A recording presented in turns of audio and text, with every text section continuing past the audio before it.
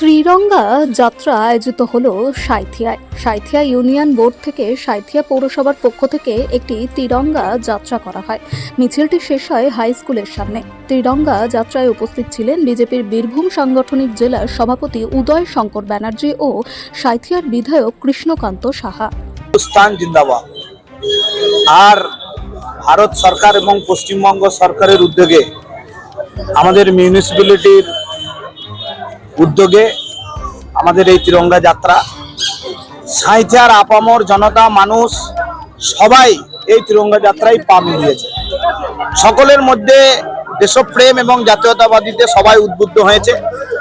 সাঁইথিয়া বিধানসভার প্রত্যেকটা বাড়িতে বাড়িতে আমরা বার্তা দিতে চাই যে এই স্বাধীনতা দিবস, ৮০তম স্বাধীনতা দিবস প্রত্যেক বাড়িতে জাতীয় পতাকা তুলে আমরা পালন করব।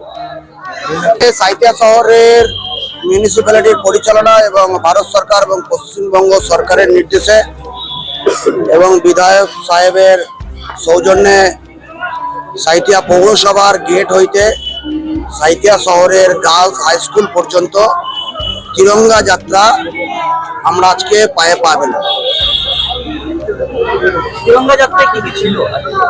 তিরঙ্গা যাত্রায় ভারত মায়ের ছবি, বিভিন্ন স্কুল কলেজের ছাত্রছাত্রী, এনসিসি টিম এবং অসংখ্য সাধারণ মানুষের সারা।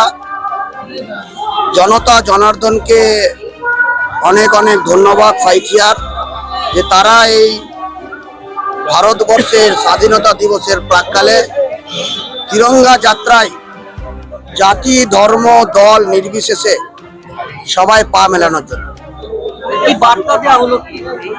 বার্তা একটাই, বার্তা পরিষ্কার, মেরা দেশ মহান।